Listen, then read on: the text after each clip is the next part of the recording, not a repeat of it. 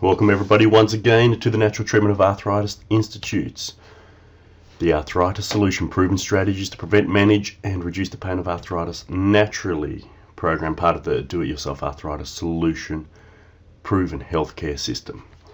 In this particular webinar, we're going to discuss a very, very important understanding of exactly what the symptoms of arthritis are.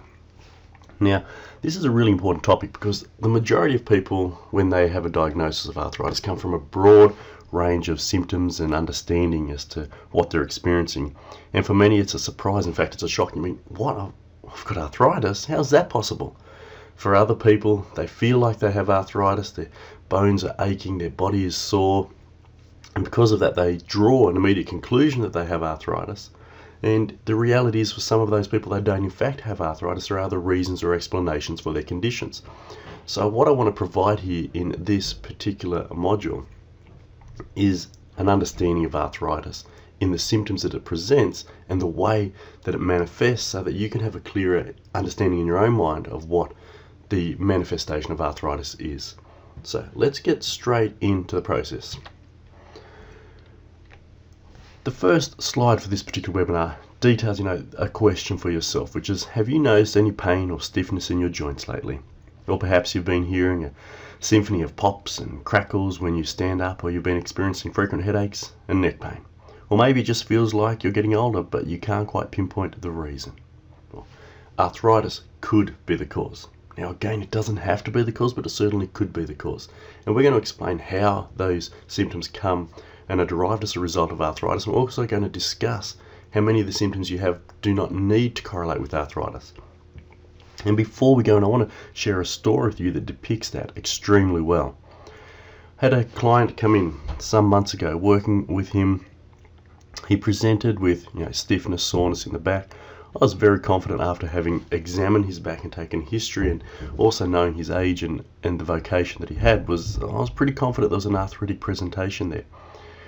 We began working, and I said, look, we really should get some x-rays, should investigate what this is. And he declined. He said, look, I don't really want to know what's going on, which was quite a shock to me and a revelation, because I'd certainly want to know what was going on.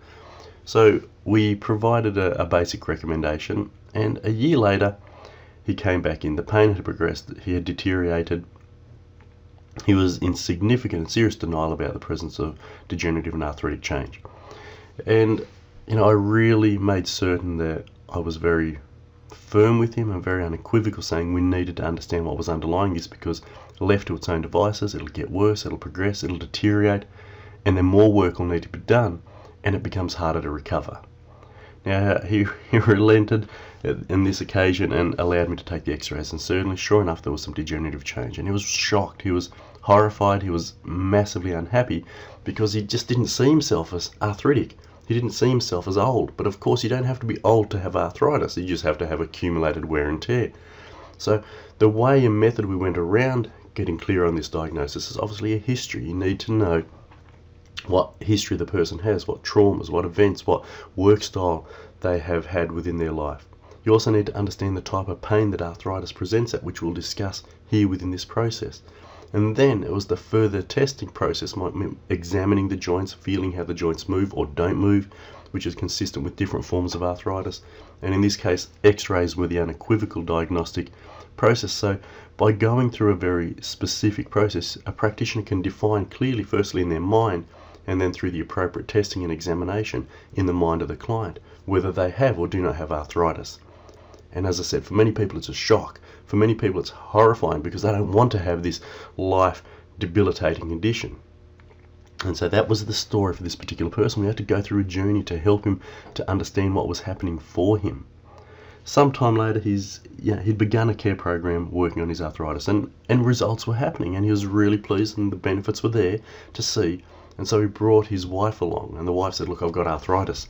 My husband's got arthritis. I've seen the benefits with him. Can you fix my arthritis? I said, well, how do you know you've got arthritis? And she said, well, I'm sore and I'm stiff, and with that soreness and stiffness, I feel like my husband says he felt like, so I must have arthritis. So interesting enough, we did, again, took a history. Well, while they were at a similar age bracket and there was a reason that there may be some degenerative change, When we did the examination, the joint function and mobility was perfectly normal. There was no crepitation or grinding noises in the joint. There was no restriction to the joint. The joint itself was fine. When we worked around the muscle areas, she'd actually pulled and strained a muscle, and there was actually a tear in the muscle fibers, and that was creating the aching sensation. And so in this particular case, the lady had thought she'd had arthritis of the shoulders because her husband had had arthritis in his body, and there's similar symptoms between the two, but yet they were separate and different conditions. And so we were able to give her the good news that she didn't have an arthritic condition and that she had a muscle strain tear that needed to be rehabilitated, and we worked on that in a completely different fashion. And that's also the key lesson here, is a specific diagnosis allows the definitive treatment. Meaning if you have an arthritic condition, then the treatment program for arthritis, which is very specific, is different than if you don't have arthritis. So having a diagnosis is important, getting an accurate picture is important, and providing the appropriate treatment based on that picture and diagnosis means you can get effective results. So the purpose of sharing this as a way of introduction is you may have all these signs and symptoms. You may have pain and aching and soreness and stiffness or headaches, and it may or may not be arthritis. But suffice to say, we're going to show you and talk to you about all the symptoms of arthritis, how they occur and present in the body, so you can be clearer in your mind and in fact help other people as well. So arthritis has a wide range of symptoms, and the way it affects you can be different, and it can affect you in many ways, but so can other conditions affect you in a similar way. So defining the differences, understanding the differences, gives you clarity and perspective. So here are a whole host of the symptoms of arthritis. Now, once again, having these symptoms does not define arthritis. Getting a diagnosis from a practitioner, working with that practitioner to get clear understanding and evidence supports the conclusion. But if you're experiencing any of these symptoms, these may be the initial stages or the progressive stages of arthritis. The first and most common is joint pain. Whether your hands are aching or your feet are aching or your back is sore all of the time and the joints are sore and painful, if you have pains within the joints, arthritis, arthron meaning joint, itis meaning inflammation of the joint, means that it does localize itself to bones and joints of parts of the body as well. So particularly pronounced during cold weather and better for movement. So you wake up in the morning, the joints are aching and paining, there's a stiffness and a soreness, and as you move it gets better, and as the cold weather comes in it gets worse. That type of joint pain is a positive indicator for an arthritic condition. Once again, it doesn't have to mean that. You can have had an impact or a trauma or played a sport or strained a ligament and the joints are immobilized to compensate for that. But suffice to say, if you're 40 years plus with unremitting joint pain, worse by cold, you can begin to understand that there may be a reason to go see your healthcare practitioner and get a clearer picture, and possibly an x-ray, very likely an x-ray in fact, to get a clearer picture to define what is happening within that. With joint pain, you also invariably get joint stiffness and swelling. So when the joint pain is there, you might go, it hurts, I can move it, but it just hurts to move. But often an extension of the arthritic condition is, it's not only that the hands hurt or the neck hurts or the feet hurt or wherever the joint affected by arthritic condition is, you also get the stiffness there. So it's like it's slow to move, it's hard to move. Any movement, it actually is like a labour of pain. And at times you may see that there's a localised redness, swelling and inflammation over a joint, particularly in things like rheumatoid arthritis, where the hands actually can and do swell, or gouty arthritis, where the big toe may swell and become red as well. So when you see that the joint doesn't move easily or doesn't move without real effort on your part, and that there is an inflammatory process present, then you get the sense that again, there's damage to the joint, there's damage to the tissue, and that may be consistent with an arthritic condition. Another example of what often happens with arthritis is what we call musical joints. And this is a wonderful term to describe the popping, the clicking, the grinding that happens in degenerative joints. Now what's taking place there, for example, those people who, when they bend, their knees go, sorry, I can't really make the greatest noise for you, but it's that grinding noise or that cracking noise. oftentimes we're having there's a couple of reasons that can happen. Is one, that the joint may be rubbing either bone on bone, or the cartilage may be tearing and you're getting a clicking noise with that, or you may have the knee surrounded by a capsule, and that capsule may be dehydrating and becoming fibrous, and you're getting clicking of that fiber as well. So that can happen in any of the joints. In the shoulder, as you rotate it round and round and round, you get this clicking noise. That can be ligaments that have become extended and stretched, and because of that have led to an unstable shoulder joint, and that shoulder joint, because it is unstable, moves excessively and wears more rapidly. So the clicking of the shoulders, the clicking of the neck and the spine, the grinding of your knees when your hands all just grind as well. That's called crepitation, which is often, as I said, the damaged joint surface not operating and functioning effectively. So all of these musical joints are an indication that there may be damage to ligaments, damage to the joint itself, bone rubbing against bone, breakdown of the tissue, and a loss of function of those areas, and therefore leading to stability and progressive degeneration. Now, once again, there are a number of other reasons for musical joints, such as ligament strains and sprains from sports injuries, that don't necessarily indicate arthritis, but they do lead to that type of breakdown if not addressed and remedied. So if you're younger, say 25, 30, and you've played sport for a long time and you've got all these stretched ligaments, then certainly looking into addressing that through an appropriate method, like seeing a homeopathic or a herbalist and getting the herb comfrey or symphytum coupled with some arnica to rehabilitate the ligaments. But that's just an example in the younger years. But as you get older, it predisposes, meaning makes it more likely with that instability the joints will wear and tear. And so musical joints do happen as a precursor to arthritis and at the same time as arthritis. So it's an indicator that you need to be aware of, listen for and feel for, and make sure you let your practitioner know. One of the most common symptoms associated with arthritis that I certainly experience in my practice, those back pain. Now, you can have back pain at any age. You can have back pain from a sporting injury, from lifting, bending, carrying the wrong way, from a car accident, from a fall, a bump, a spill. You can have it when you're 8 years old. You can have it when you're 18 years old. You can have it when you're 80 years old. However, when you're younger years, obviously you're going to look for another reason for the back pain, such as lifting, bending or carrying, the work that you're doing, an event, an accident, a fall or a sporting injury. But as you get older and you're talking 40, 50, 60 years of age, if you've got lower back pain that's, again, worse in the morning, it takes a while to warm up, the cold makes it noticeably worse, and you have that stiffness and aching sensation, and it's there, well, pretty much all of the time, and maybe you take the odd painkiller or anti-inflammatory to resolve it so you can go about your business, but it returns and comes back on an often and regular basis, and it's persisted for month after month.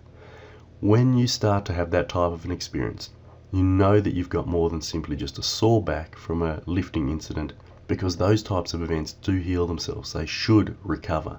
But something that persists and goes on and doesn't really remit at all, you're starting to get an indicator that there's something more happening. And when you add to that the stiffness, the worse for the cold, the immobility that might also be there, then you're starting to recognize that there may be something more at play. And that something more can often be a degenerative condition underlying that, particularly the early stages of arthritis. And so what we find when clients come in with back pain, the muscles themselves might be tight and really sore, which explains possibly the back pain. But as you move the joint, if it's really restricted, really tight, then you notice that the function of the back is less as well. And you might start having other symptoms, and we'll talk about this in a moment, like pins and needles or numbness going down the legs or shooting pain. And those are often associated with a disc or a bone spur consistent with arthritis and degeneration as well. So there's a whole range of symptoms that can occur, and the same can be true for the neck and upper back as well. This is just not localized to the back. But as we explore and examine those symptoms, we do want to, if it's been there for a long period of time, take an x-ray and confirm the nature of the spine and what's taking place within the spine for a person experiencing the back pain. But again, if you're 40 plus with long-term back pain made worse by cold, you need to have that investigated. And the same is exactly true for the neck pain. And really, there's no difference in the presentation. We see a lot of back pain. We also see a lot of neck pain. With the neck pain, you get the sore neck, the sore shoulders. You can have pain traveling down the arms, tiredness, headache. All of those symptoms associated with the neck pain can be associated with degenerative change as well. There's a type of headache called a cervicogenic headache, and what that means is cervico meaning neck, genic meaning origin. So a headache that originates from the neck can be a symptom of arthritis.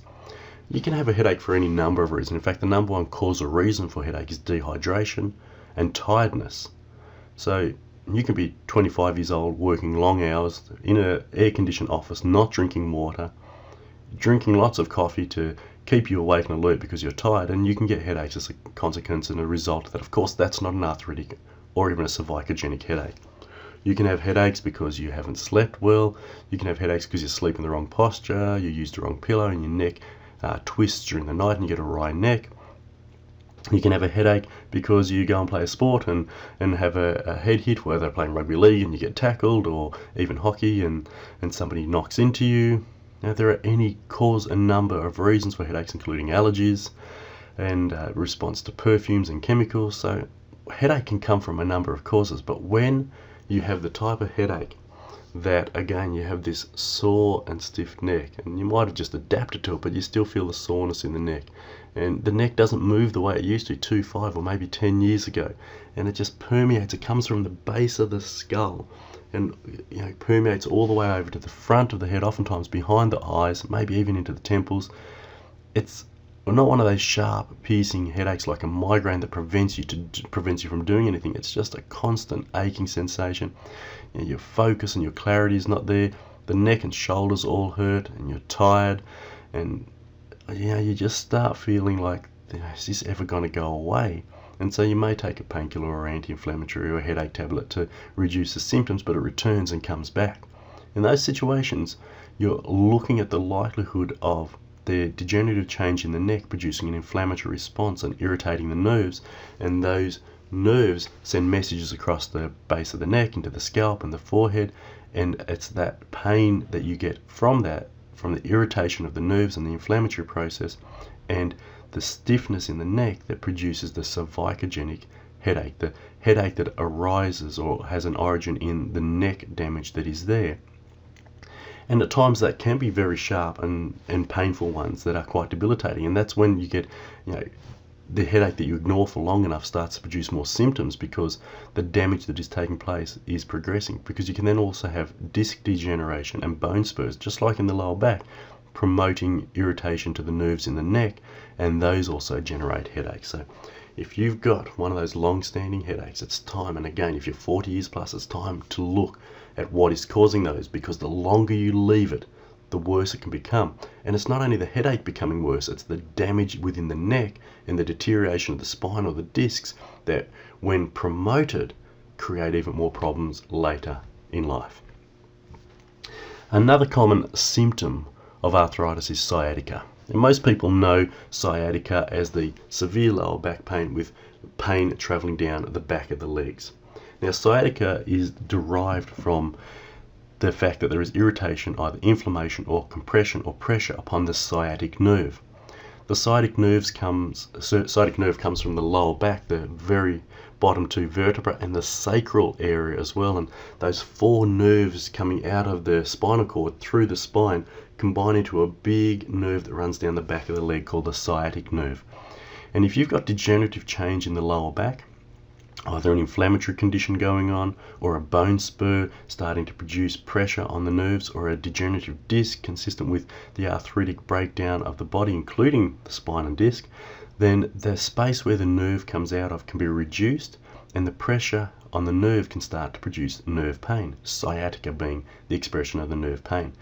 So you don't even have to have lower back pain in the situation of sciatica. It depends on where the nerve is compressed and irritated and the extent of the inflammation. But you can have, and often is associated with, lower back pain, soreness, stiffness, aching of the lower back pain, but then the nerve becomes involved with a sufficient extent of inflammation or irritation or pressure or compression, and then you start getting pain traveling down the back of the legs. It can go to the buttock, it can go to the back of the knee, it can go all the way down to the foot and even the toe. The further the pain traveling down the leg, the more pressure that there is usually on the nerve, and therefore the greater the extent of damage that's present. So what we do here is we recognize if there's pressure and damage on the nerve, and then we need to investigate what's happening in the spine. A lot of people even have symptoms just in their knees or feet as a result of sciatic compression, and that doesn't mean that you look at the knee and the feet as the only port of call of where there may be something wrong. We need to trace the nerve back to its spine, so a good practitioner recognizes this and identifies that there may be damage, even degenerative damage within the knee, but doesn't isolate that to a knee problem. They incorporate and look at the lower back as well. But the sciatic presentation can be many types. It can be, as I said, many distributions from the buttocks, the knee, all the way to the foot, but it can also be a sharp shooting pain periodically, like every time you move it catches and shoots down the leg. Or it can be burning down the leg or part of the leg. Or it can be numbness where you don't have a sensation, you feel less, you touch the skin and it feels numb or dead. Or you can have pins and needles and tingling sensations, again anywhere in the distribution of the nerve, anywhere down the leg. And all of these are a sign of nerve irritation. And the moment you have nerve irritation, you have a serious condition that you need to look at very closely and seek out a practitioner's diagnosis and further investigation, including X-ray, to identify what is taking place there within the spine. Once you've got an understanding of the origin of sciatica, again, you have a methodology for treating it. But actually, before I move on to the next one, once again coming back to sciatica, you don't have to have degeneration as a cause of sciatica. You can have an injury, a fall, a bump, a spill, a sporting injury, a lifting injury, and you can strain the tissue around that area. It can be inflamed, and that inflammation can irritate the nerve and create and cause sciatica as well, independent of arthritis. And this is why you need to work with a healthcare practitioner and understand the healthcare practitioner's message to you so that you can identify what is there and get the most effective and appropriate treatment.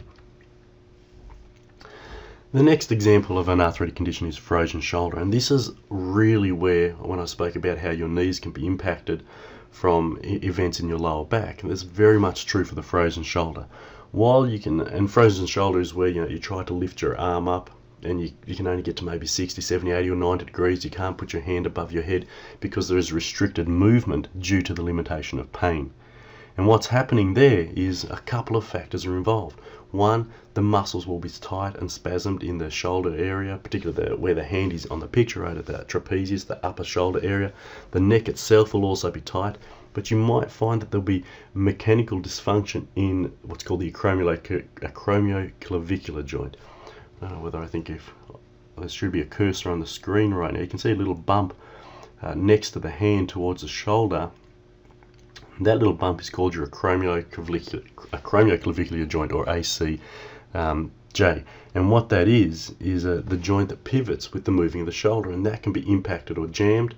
And you can have frozen shoulder from an impact injury. It doesn't have to be. I've worked with plenty of football players that can't lift their shoulder above the horizontal, and that's because the AC joint has been either impacted or maybe even dislocated, and you do work on that to restore integrity to the movement and function, and you no longer have frozen shoulder. But we're not talking about that type of mechanical dysfunction. We're talking about a joint that has been restricted and immobilized over time, and then maybe potentially degenerating and wearing more rapidly because of that mechanical dysfunction. And as it dysfunctions, the muscle have to work harder and compensate, so you get muscle spasm, tightness, shoulder range of motion or movement restriction, and all of that over an extended and long period of time starts to become where the shoulder is actually immobilized and therefore frozen, hence the term or title frozen shoulder. Now, how does arthritis play out in this? Again, it doesn't have to be an arthritic condition for that to happen. As I said, it could be an accident, a sports injury or the like. But what happens when you've had it for more than a week or two and it's immobilized for a more extended time? That's when it starts to qualify as frozen shoulder. And what you have with the arthritic element is the joint can be arthritic, therefore not moving very well or very effectively, or doesn't actually go through its complete range of motion, and therefore the muscle has to work harder to compensate. So while you might think it's a muscular condition, the muscles are sore, working really hard because of a degenerate joint that isn't functioning properly. But it's also what's called a double crush syndrome, because invariably when you have that dysfunction of the shoulder, It's because the neck has signs of degeneration and wear and tear as well, and the nerve supply from that neck feeding the muscles and feeding the shoulder are interfered with, and therefore you create a further impact, not just from the neck but the shoulder and the muscles themselves, and that inflammatory process leads to the weakness of all the tissues and their greater immobilization. So again, if you're in your 40s and have had lots of sporting injuries or lots of falls or have worked in the trades, etc., and you're finding your shoulders just aren't moving the way they should be moving and they're restricted and painful all of the time and the muscles are aching, it's time to work with your practitioner to get a clear diagnosis and an accurate understanding of what is happening so that you can put together, or they can put together, an effective treatment program. Other forms, just like frozen shoulder, of arthritis can present in terms of knee pain, weakness, or collapse. Now, this is really important to understand that when a knee collapses underneath you for no reason and it feels unstable, there's definitely something happening. Whether or not there's mechanical dysfunction, whether or not the shock absorbers of the knee, the menisci, or whether some cartilage is torn, whatever the case is, it indicates breakdown, deterioration, damage. And if you have the shock absorbers of the knee wearing, while that may not be a specific indicator that arthritis of the knee is present, it's an indicator that arthritis of the knee will become present because the shock absorbers no longer do their job, and therefore there is going to be the accumulation of tissue damage over time. If the knees themselves are weak or constantly inflamed and painful, then there may be a loose body, meaning a slight, either a piece of cartilage or even a piece of bone that's in the knee that can be rubbing and breaking things down. And that again accelerates the breakdown, deterioration and degeneration of the knee. So consistent and prolonged knee pain, weakness, or even and specifically collapse needs further investigation and can be an indicator of early stage degeneration or is a precursor to degeneration, and also happens with degenerative change of the knee itself. If the knee has experienced breakdown and deterioration, the cartilage is no longer protecting the joint has become unstable, and the knee can be wearing more rapidly because of that, and also have the signs of degeneration present within it. Once again, you could have had a sporting injury where you've dislocated or subluxated the knee, and it doesn't have to be a degenerative condition, particularly if you're 20 or 30 years old. But as you get older, again, looking for the cold weather being an indicator that the knees are stiffer and sore, that you don't move as easily, and when you get up it aches and hurts and it makes grinding noises, then you know you've got something happening there that needs to be looked at and addressed and attention given to it. One of the most significant factors that really strongly correlates and defines degenerative or arthritic change is the changes in the bone shape. When your finger and your hands or even your feet start to distort, start to deform, you've got some advanced arthritic changes. So at that point in time, you already know you have arthritis. You know that with that form of arthritis is there, you need early and very rapid attention. So if you're starting to see bone changes, it's not that you're getting arthritis, you have arthritis. The deformation or deformity of the bone, the changes in bone structure and function are indicators of moderate to advanced degenerative change. And if you've got that without already seeking out care with a practitioner, now's the time. Get on board with a practitioner to get a clear understanding of what is happening and why it's happening. Sore muscles are another symptom of arthritis, and once again they're a symptom of arthritis not because you can't have sore muscles after doing exercise, after doing gardening, after playing with the kids. There could be any hundred of reasons for sore muscles. Magnesium deficiency, overwork, overtired, all of those happen with sore muscles, but the type of sore muscles we're talking about with arthritis is again the sore muscles that happen because the joints are stiff and sore, there's irritation to the nerves, and those irritated nerves send signals to the muscle to adapt and compensate for it and restrict the movement of a damaged joint. And so you have an aching in the muscles, a soreness that is unremitting. You may take medications for it to reduce this, to get through the pain. And you can't think of any cause or reason necessarily, but it's this slow accumulation of damage to the spine, discs and nerves that irritate the muscles, that cause the muscles to compensate and adapt. And when you have this constant sore muscles, again, lower back, neck pain, anywhere in the body, and you're 40 years plus, it may be possibly an indicator that the muscles are compensating and adapting for the degenerate joints and need, again, to be looked at. Not the muscles themselves, although you'll work with those as well. You need to look at the nerve supply to those muscles and what's happening at the spinal segments relating to that. For example, the image shows a person holding his shoulder muscles. Well, those muscles come from the neck, from the base of the neck. If those muscles are sore, then the neck area at the base of the neck may be showing signs of degeneration. That's why an X-ray becomes really important to uncover the truth of what's underlying every condition, rather than just speculating and saying, well, it's just a sore muscle, you've been lifting too much. Well, if you've been lifting too much, then that may be a reason, but if it's been sore for 6 months, guess what? There's something else at play. Another aspect of arthritis is mental and emotional exhaustion. Now, this works in 2 ways. Having pain, any type of pain, arthritic pain or otherwise, exhausts you. It stresses you. It's hard to tolerate, and I understand, particularly if you're listening to this with arthritis, that it has been a tough journey for you, and it takes a lot out of you to live with this pain. And so arthritis, because you need to live with pain, exhausts people. Exhausts them emotionally, mentally, enduring the pain, putting up with the pain, and managing to get things done irrespective of the pain or in the presence of this pain. And that takes a lot out of people.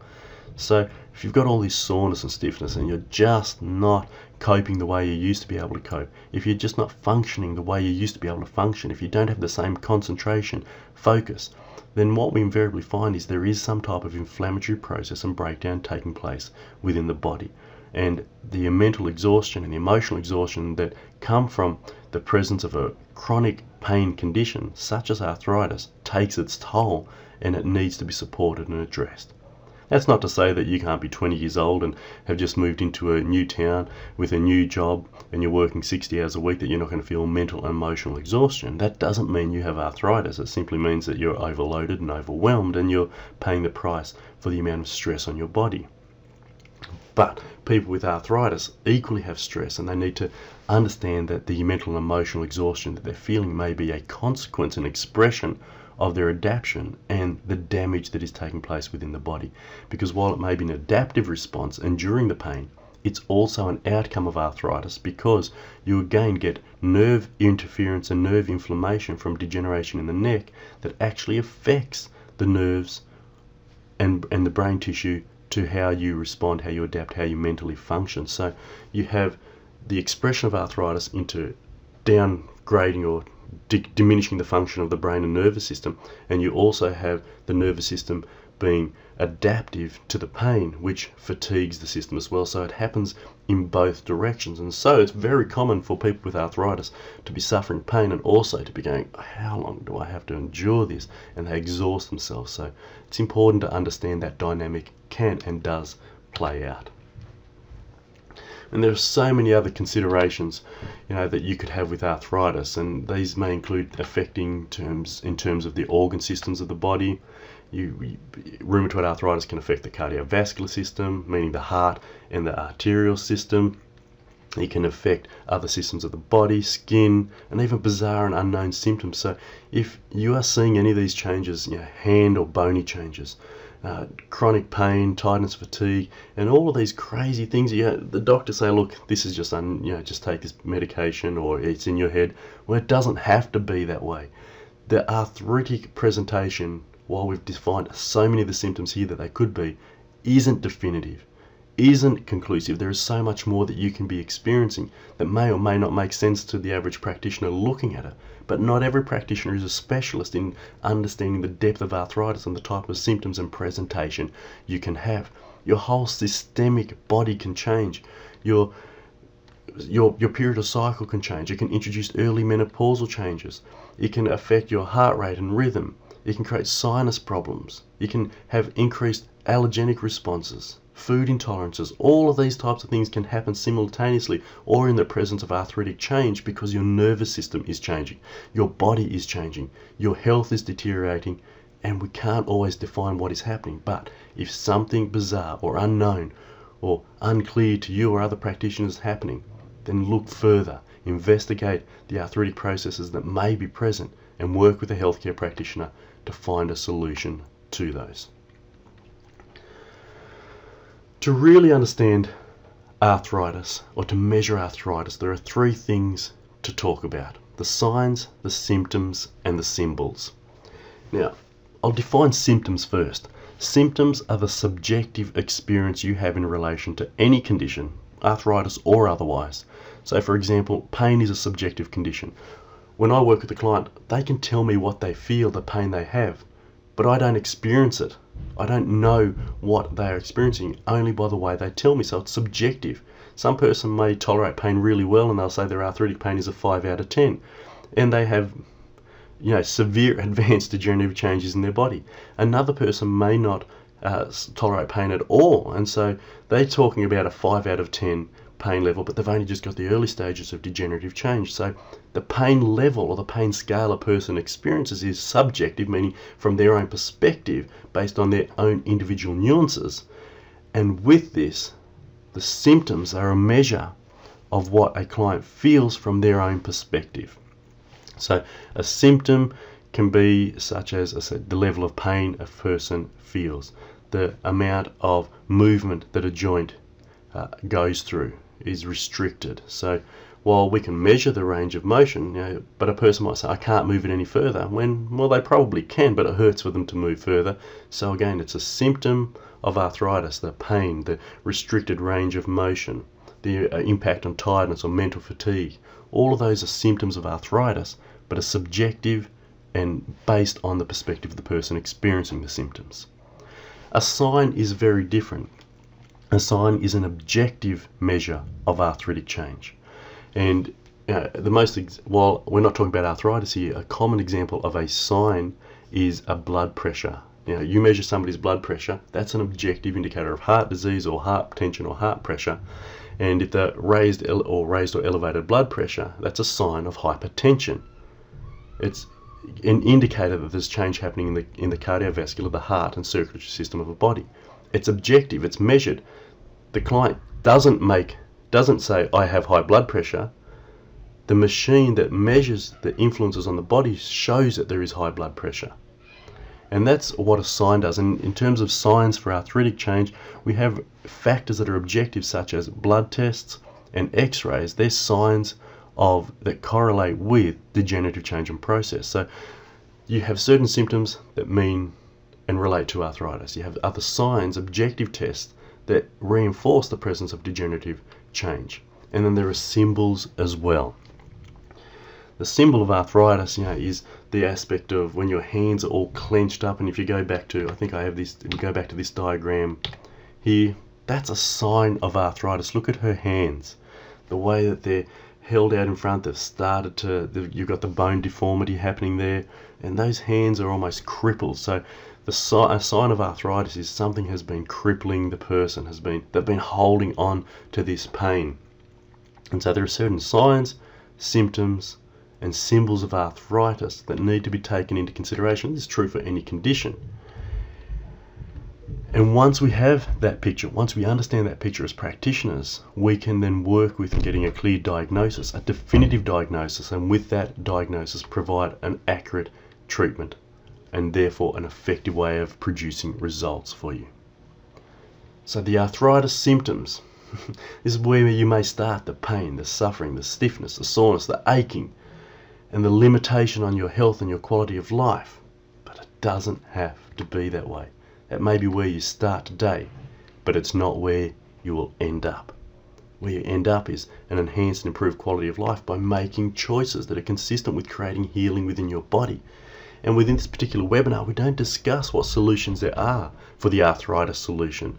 We don't discuss how to go about treating arthritis to get improved range of motion, reduction of the symptoms of pain, but that's exactly what the book, The Arthritis Solution, which, as you know, is available on Amazon.com in the Kindle selection.